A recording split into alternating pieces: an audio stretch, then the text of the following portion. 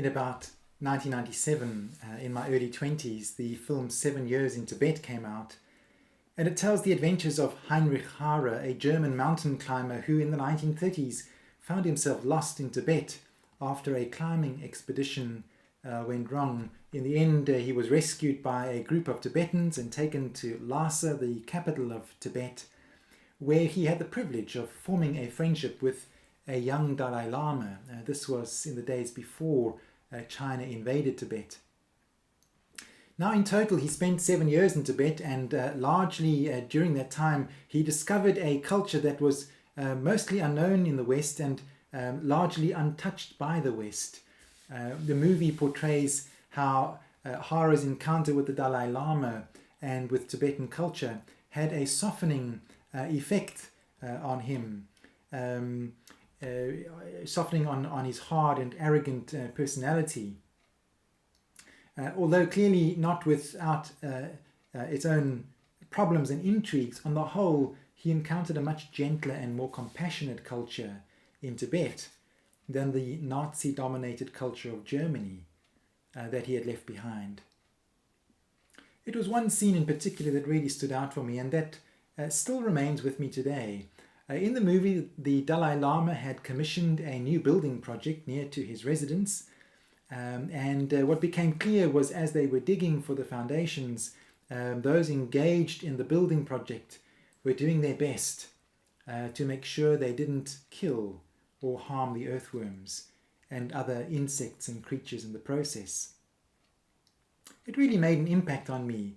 I was living in a South Africa at the time that was being ravaged by political violence, left wondering that if we could foster and nurture a culture where even earthworms and insects could be treated with value and respect, maybe we could nurture a world where less violence would take place between humans. Today we come to reflect on the 6th Commandment. In many catechisms in different denominations, the 6th Commandment reads, "You shall not kill." Now, if the 6th Commandment tells us we shouldn't kill, it might seem quite puzzling that the Old Testament is in fact full of killing. But the original commandment was not a prohibition against killing, it was a prohibition against murder. For some would say that the word translated by some as the word kill more accurately should be translated as murder. And so the truth is that in Israelite tradition, killing was acceptable under certain circumstances. As we have already seen in this series on the Ten Commandments, killing another human being was considered acceptable if, for example, they had caused the accidental death of another. For example, if they kept a dangerous ox, and particularly if they knew that it was dangerous and it caused the death of another, they would be held responsible with their own life. Killing another human being was also considered acceptable as a punishment for murder, for insulting one's parents, for incest, for adultery, for blasphemy, and for breaking the Sabbath. In fact, this covers about half of the Ten Commandments, and as we've also noted, the kind of killing that was advocated was particularly brutal, death by stoning, something that almost all of us would regard not just as reprehensible but even as evil. One wonders why, if they felt killing was necessary, why a more humane way was not used. Why stoning of all other possible options? Now, in addition, some argue that within the Old Testament, the injunction not to murder appears to have largely been interpreted as a tribal one. It was not acceptable to murder someone from one's own tribe or nation, but the same did not always seem to apply when dealing with people from another tribe or another nation. Indeed, Moses was a murderer of an Egyptian slave driver, but apart from having to escape being punished by the Egyptian authorities, there's no indication that Moses is held accountable or confronted for having done this. In other instances in the Old Testament, slaughtering of all the adults and children of every city that the Israelites attacked, apart from the virgin woman who they could keep for themselves, also did not seem to be covered by this commandment. In addition, Michael Nugent points out the irony of the passage, that when Moses comes down the mountain for the first time with the freshly chiseled set of commandments and finds the Israelite people bowing down and worshipping a golden calf, his first reaction is to call the Levites to himself and order them to slaughter 3,000 of their brothers, friends, and neighbors who had all been engaged in the idol worship. Some, like Michael Nugent, would suggest that there is a strange inconsistency in the Old Testament surrounding this commandment not to murder.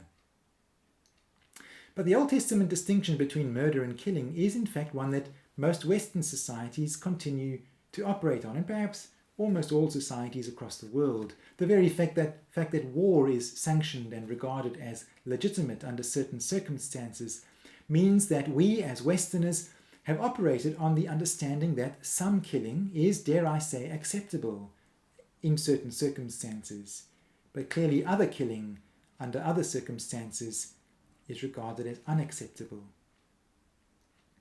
What is the dividing line between killing and murder? Under what circumstances can killing someone not be regarded as murder?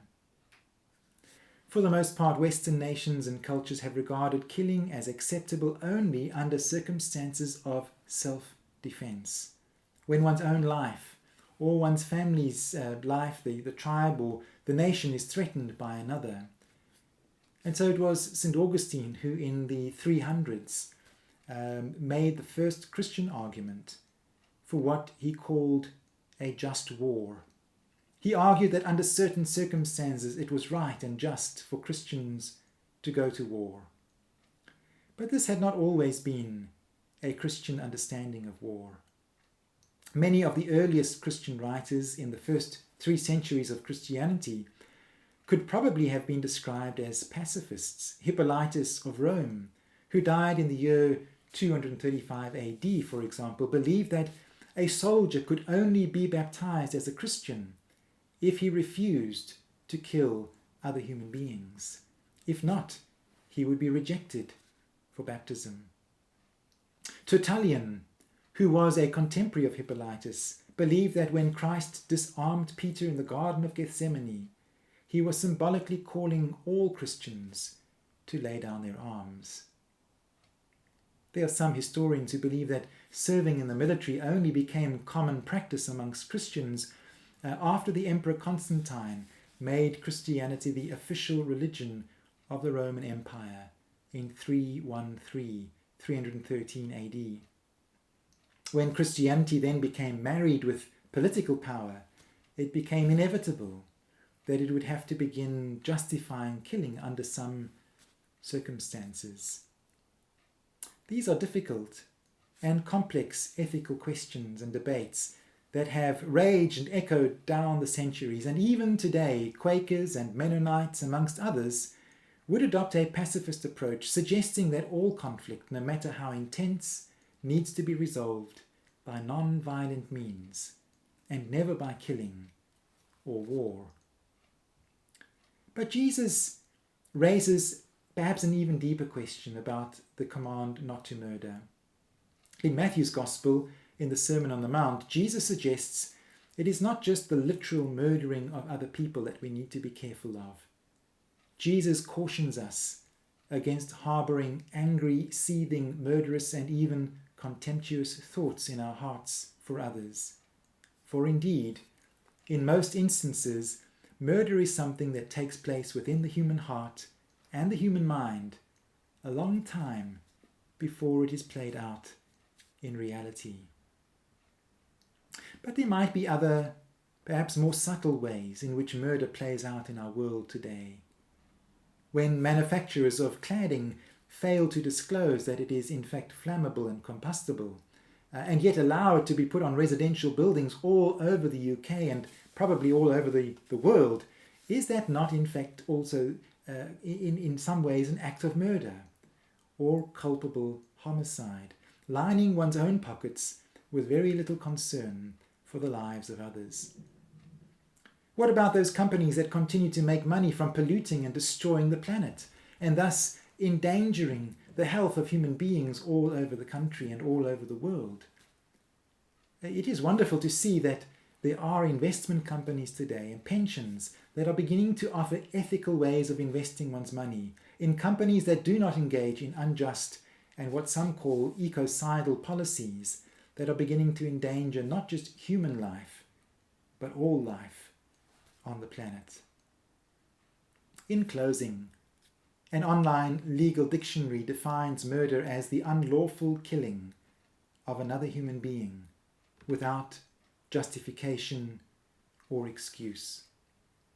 It is becoming clear that this is perhaps an inadequate definition of murder, because it is possible to murder other human beings by destroying the air that they breathe, or the water that they drink, or the climate that they live in, or in the building that they live in, all in the name of profit, and for the most part quite legal at present.